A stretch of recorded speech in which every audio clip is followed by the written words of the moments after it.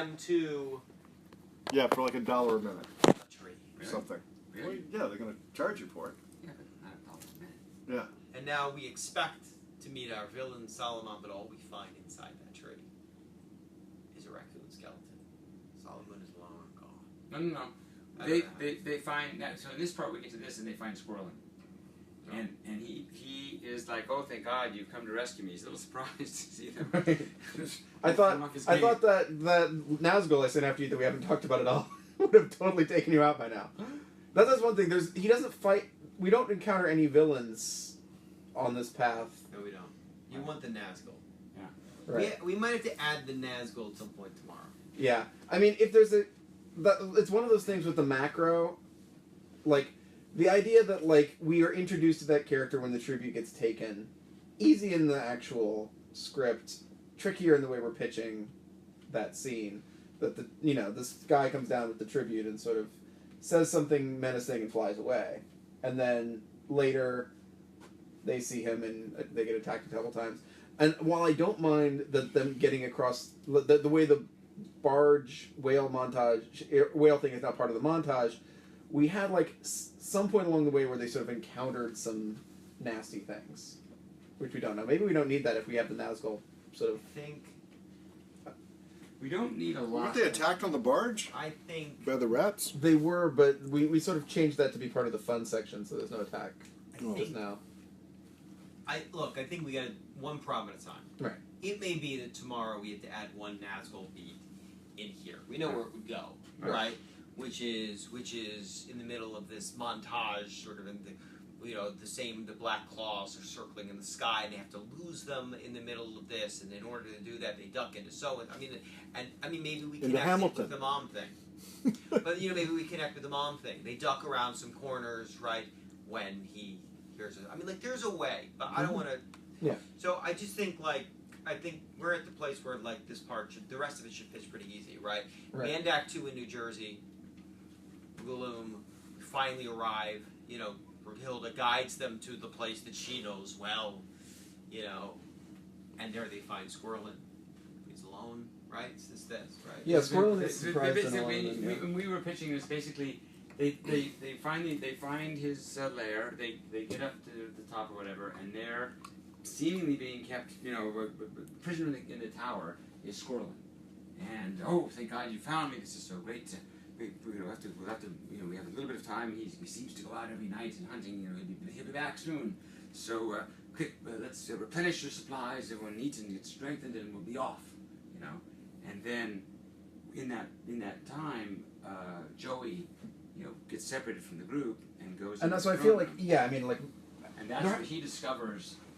He discovers this horrifying figure behind him, and then realizes it's the raccoon, but he's dead. right, yeah, He's that a sort of, skeleton. yeah, and well, so we have to have that moment where it's like Joey kind of goes to the Squirrel and is like, please, sir, I need to be turned back into a boy.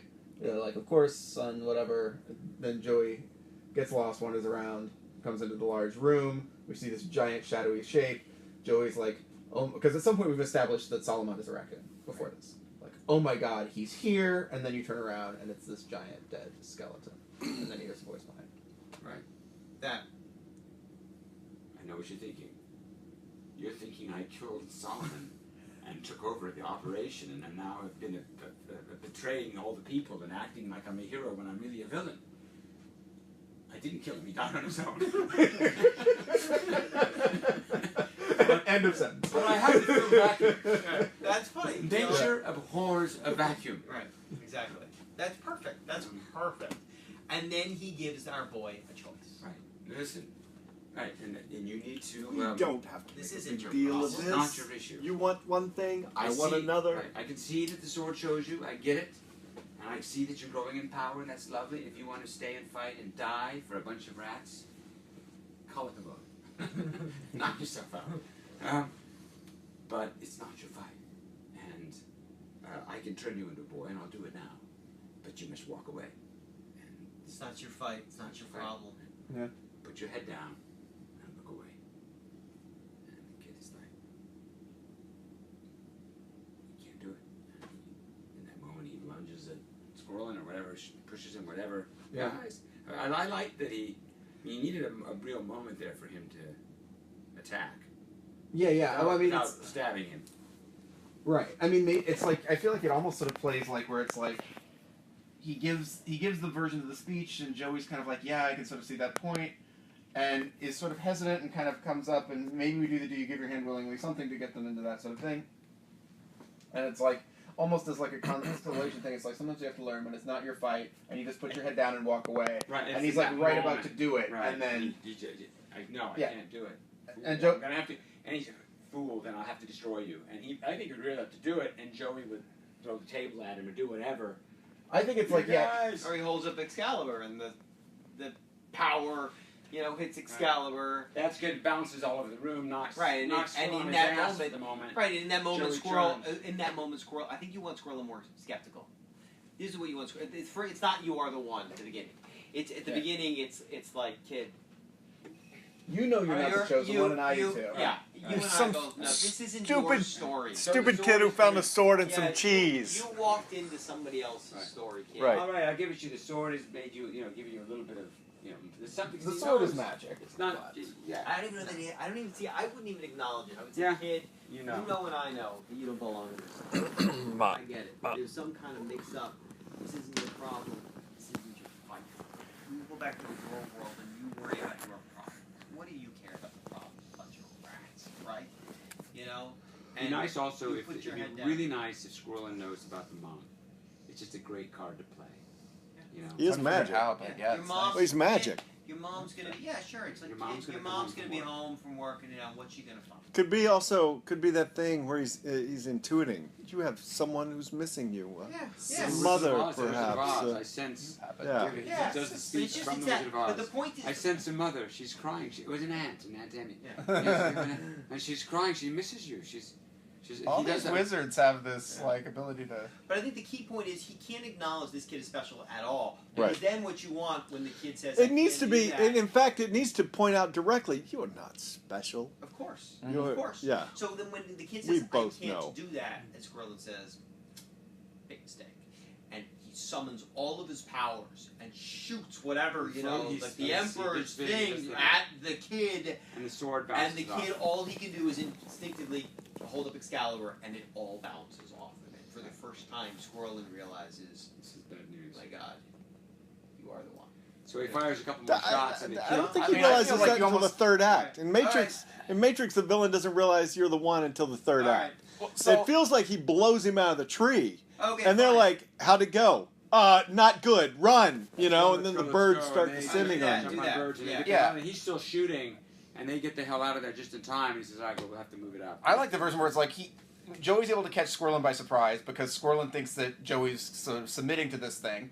Whether he elbows him or whatever he does, Squirrelin gets knocked across the room, and then it's like we're seeing Squirrelin do all this stuff, but it's like down the hall. It's like he's running back to the thing, guys, and all this stuff is sort of He's coming chasing at him down, and it's like yeah, he's coming at you the whole time as But opposed the to thing is, the good news, pitching this shit's easy. I mean, again, you just say knocks him off his feet, and now we head into the third act with Right. mad dash.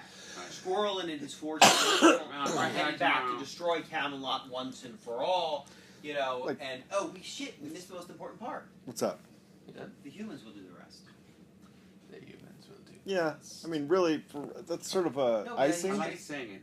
It's an icing bet, but isn't yes. that? I don't care that he's going to destroy Camelot. I care that he's going to wipe out the rats. Right? Like in other words, the real speech is Oh, we missed the whole important part about the evil's tree, team. That's what I'm the saying. tree, Right. Yeah. Oh, and yeah. his history in the That's past, beginning. and all That's of what that. he says before he says it's not your fight. He Right. says, Why are you Well, doing yeah, this? it's Why? not- Right. Why are He's you not gonna? even- They not were even living the good guy. peacefully. Right, it's not your fight. I and was the bad there. guys. I saw you. You were all living peacefully together. Why are you doing this to them? Right. Why He does gets, it right. So always he gets the assume- whole story about that whole thing. The tree.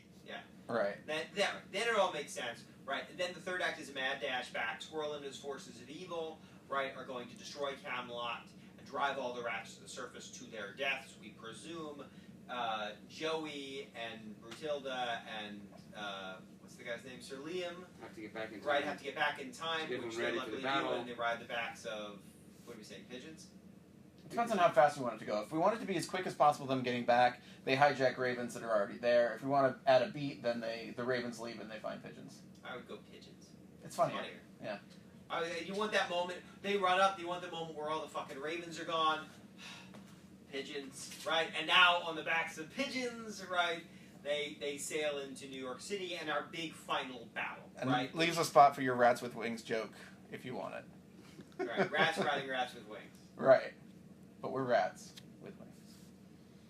You guys are pigeons without wings. Ugh, rats. They're like pigeons without wings.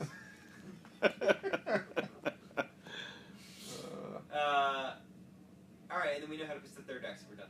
Pretty much. All right, let's go. Yeah. Let's get some sleep. Let's do it. Get a fresh start. I don't know if you were here, Greg, when we were saying like that. Maybe from their perspective, it's a surprise that they're flooding it, but they just go back to they think that the Squirrel just wants to take it over, and then it's sort of a reveal halfway through the fight that oh shit.